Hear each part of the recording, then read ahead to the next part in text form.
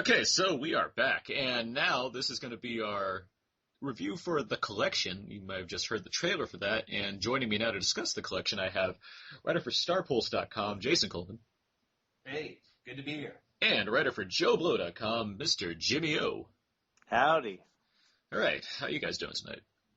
Really good, good. It's interesting that we all kind of are connecting now because we all three of us saw this movie together. Yes, we did. Sure. We did at Screamfest.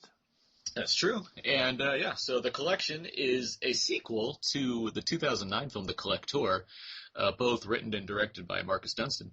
And The Collection basically picks up where, a few months maybe after the Collector, and it features, basically it revolves around a serial killer who creates elaborate setups inside various locations, trapping those inside, and resulting in various grisly deaths for people, and then he eventually kind of takes one with him to add to his collection.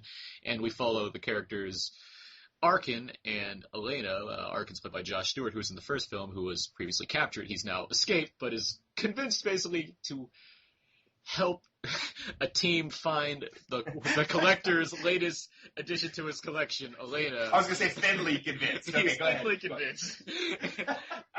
I disagree. I'm already disagreeing. No, it's not like he had a choice. Okay, so basically, let me just get through the little summary. Arkin is convinced to assist a team to help retrieve one of the collector items from his own lair, because Arkin may be the only person that knows where the collector keeps his collection. So they all see Ripley and Aliens. They all have to go to the collector's haunted house of craziness, and much murdering mayhem ensues. So with all that said, all that out of the way, Jimmy O, what did you think of, and some just brief thoughts, what did you think of The Collection? It was just a fun house ride of gore and good times. Watching The Collection felt kind of like watching those old 80s horror films that they were just fun. They were just fun. I thought it was a great sequel. And hello? Yeah. Oh, you're still there? Yeah. You hear me? I can hear you. Oh, yeah. Okay, cool.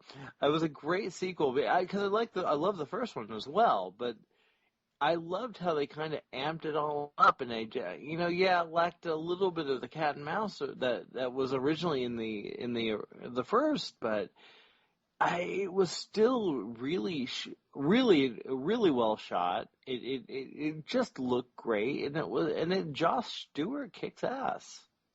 Yeah. He's a great leading man in these flicks. Jason, your thoughts? Well, let me preface my comment by saying that the original film, The Collector, I think is a 5-star piece of work. It's probably, from all the stuff that Marcus and Patrick have kind of written together, other than Feast, which I really like, it's my favorite film that they've done, and I think it's an amazing piece of work. It definitely had those kind of Saw-esque elements, of the traps and all that stuff, but it had a wit and a smart script, and it really placed two very dedicated kind of, skilled professionals, one a killer, one a thief, and pitted them against each other. And that's what made that first movie amazing. That element in The Collection is not there. And for me, that had a huge impact on being able to watch this movie. Absolutely, the gadgets are ratcheted up. The gore is there, very similar to, I think, the same stuff that they did in the Saw movies, which most of them I thought were pretty forgettable, except for Part 6, which I thought was incredibly well written. But in this one, that element was gone. And for me, that was key to what made The Collector such a great piece of work. All right. And as far as I go, I did really enjoy The Collector as well. That was kind of a, what did that come out, like the week after The Dark Knight, maybe, or 2 weeks or so? Like, it just kind of came out of nowhere in the summer of 2009, and as someone that isn't too fond of the Saw movies and, the whole, that genre that it somewhat inspired, I was like, and then I went and saw it, I was like, that was pretty good. And it was because of that kind of cat and mouse element. It was something that it didn't try to be the script didn't try to be too clever for its own good. It was fairly straightforward, but I liked that element of the cat and mouse thing, similar to something like Panic Room, just gorier. And so I see The Collection, and I'm like, all right, it's a sequel to a movie I did like, so, maybe it'll be something I could appreciate, and I did. I enjoyed what it was. I would not say it's as good as The Collector for similar reasons to Jason, but I did appreciate it because it has this, it does have like a funhouse horror vibe that I don't see often these days, and it worked for me. And the main aspect that I really enjoyed is that it's full of forward momentum. It does not stop. The movie clocks in at under 90 minutes, which could sometimes be a bad thing for movies, but I like that it was just kind of breathlessly paced. There's no real downtime here. It's just constantly moving, and that's for a movie like this. I was happy that, I didn't get bored or anything. I was just happy to plug along with it. I agree. It does move really well, and it has that kind of. It really does. It feels like you're on a roller coaster, strapped in, and you're like, okay, what do we have next? Well, oh my goodness, it was fun. It was just fun. But I will give you guys, yes, it does kind of have those elements that you're like, well, it doesn't have the kind of those moments in the original where he's kind of trying to figure out what to do. It was pretty much, it's a funhouse ride. It's a carnival ride. And I think that was a good thing, to be honest. Right. Well, like I said, in my review, The Collector was a movie that I actually recommended to somebody who doesn't like blood and gore movies. And I said, you really should watch this because that's kind of secondary to the main focus of the story. And this person loved that movie, liked The Collector. I wouldn't recommend The Collection to her because I feel like it's exactly what you would think it would be. I think it's exactly what people maybe thought The Collector was, which it wasn't. I would say good points about the movie. I would definitely say that the whole opening with Christopher McDonald and the daughter stuff, I thought was fantastic.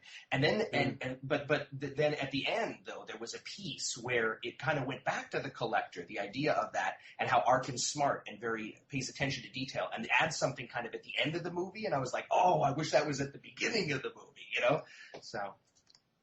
I still love that kind of, like I'd mentioned, that kind of Ripley and Aliens. I think it's, it is. It reminded me of Aliens as opposed to Alien. Just bigger, badder, and just more bloody and more of everything. It's an interesting comparison though, because Aliens, you remember every single Marine that was in that movie.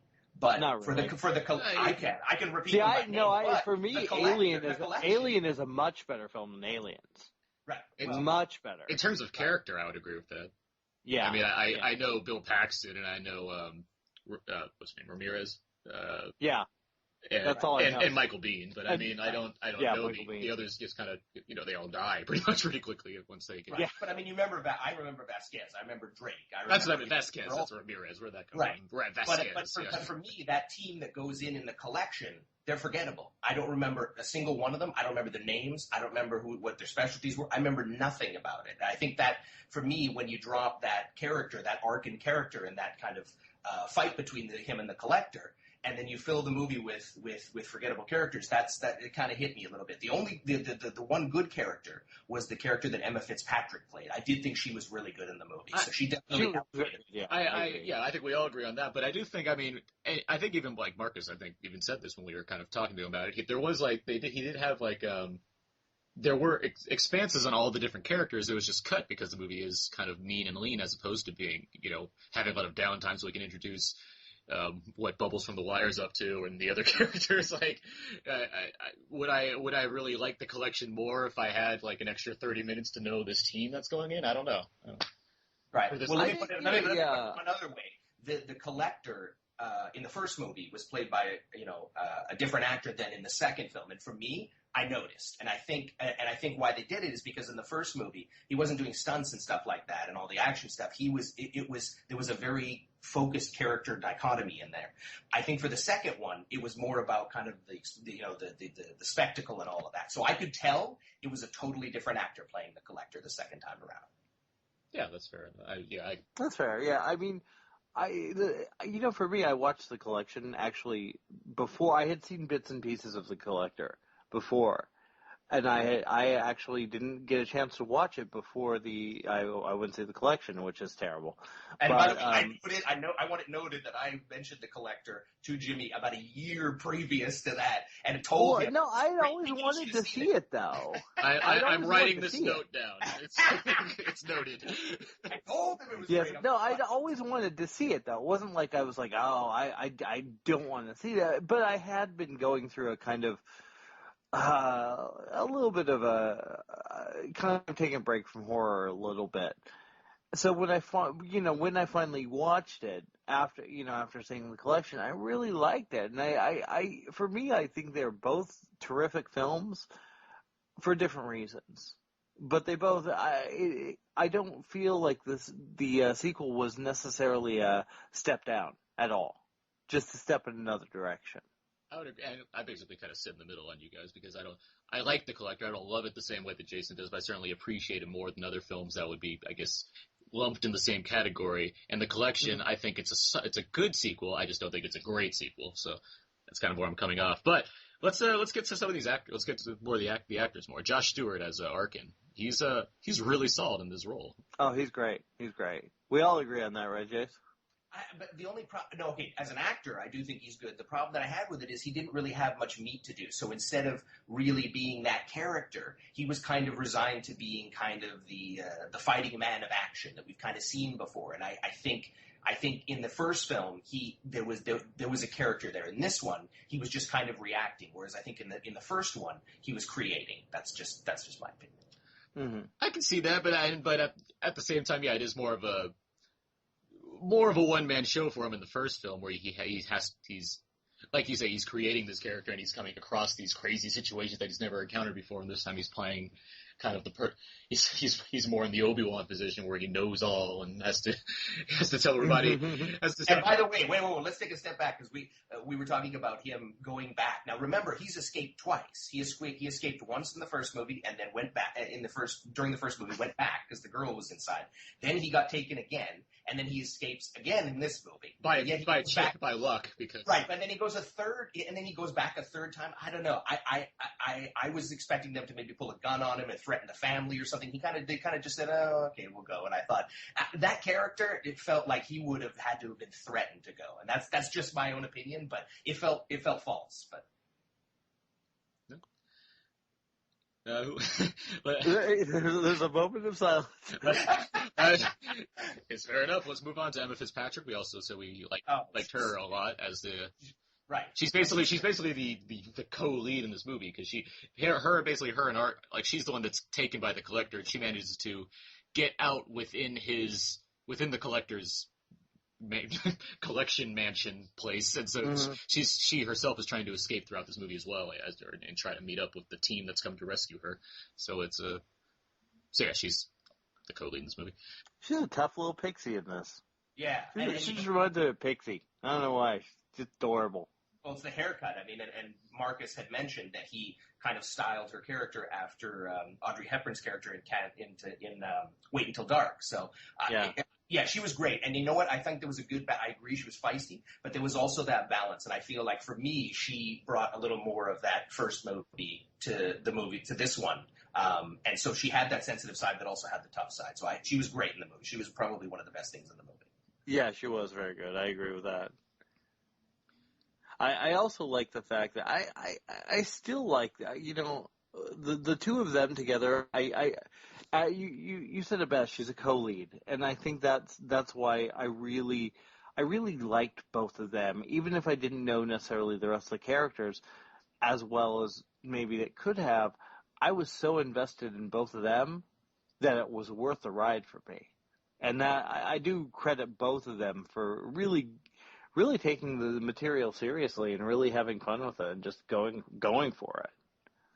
Right. Oh, and by the way, because I don't want to feel like I'm crapping on all the cool blood gores and gimmicks and stuff, I do think that the opening sequence, the opening bit, that opening gag, I thought was amazing. Which is it absolutely blew me away. So I'm not going to sit here and go, oh, I didn't like the blood and guts and stuff. That opening sequence was great. It's basically like an extended cold open to show you what the Collector is capable of, and so it takes place inside a club, and opposed to like a house, which is what we saw in the Collector. it's like an entire club full of people and him creating a very elaborate design of how to butcher most of these people. That was probably one of the most creative kills I've ever seen on film. Ever. It certainly it gets the Ghost Ship medal for most deaths based on one device award. I know, right? That's the first reference to Ghost Ship, I think, since 2006. I think that's Ghost Ship is awesome, man. That movie rocked. I love that opening sequence. Or what was that? It's the opening, yeah. No. It's the opening. It's like in the past. It's like the first thing. Yeah, I was trying to remember if it was open that way or if that came in the middle. But yeah, it was the opening sequence, and that was insane. Although I think this was even better, to be honest. I would agree, just because I like this movie. That's the.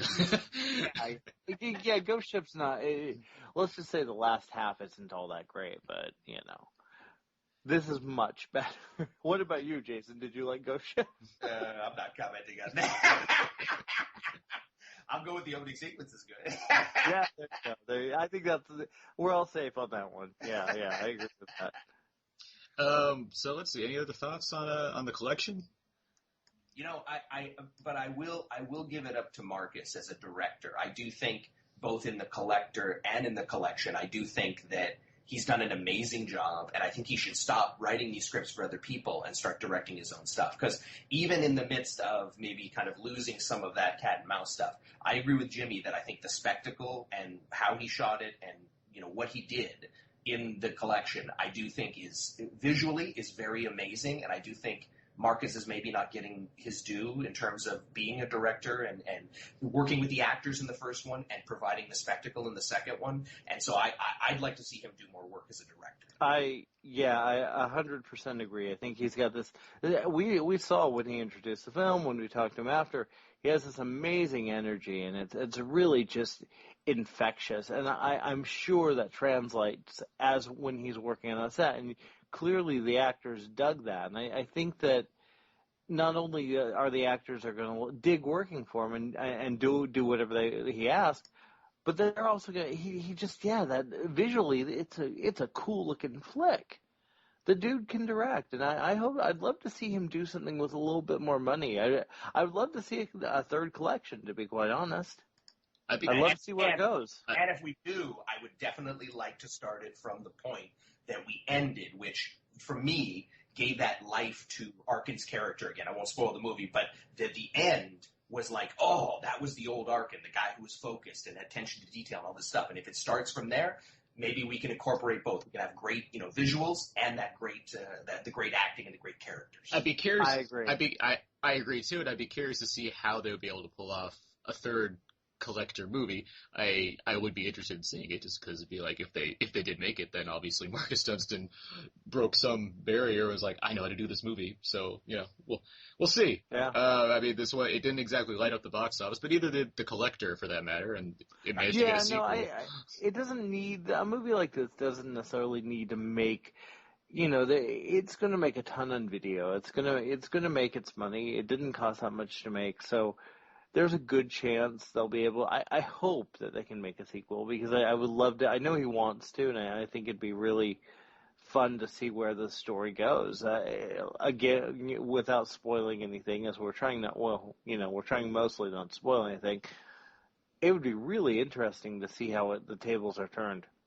Absolutely, and I'm an eternal optimist when it comes to movies. I go in hoping it's going to be great. So I would be based on like my love for the first movie. I would definitely go to a third movie and give it a shot. Awesome. Yes, I agree.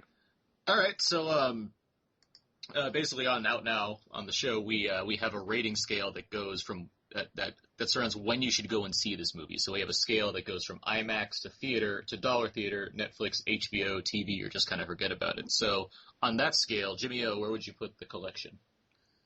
Oh, I guess there's nothing like seeing a really good, fun horror film on opening night with a bunch of screaming fans, so I guess I'd go with IMAX. All right. Jason? Oh, I'd have to go HBO, man, and take the first one, put it back in the theater, watch it there, and then go home and watch the second one. Oh, okay. Boo. Fair enough. I think this movie's a lot of fun. I would give it like $1 theater. I think it'll be there soon enough probably. So yeah, that'd be where I kind of let it stand.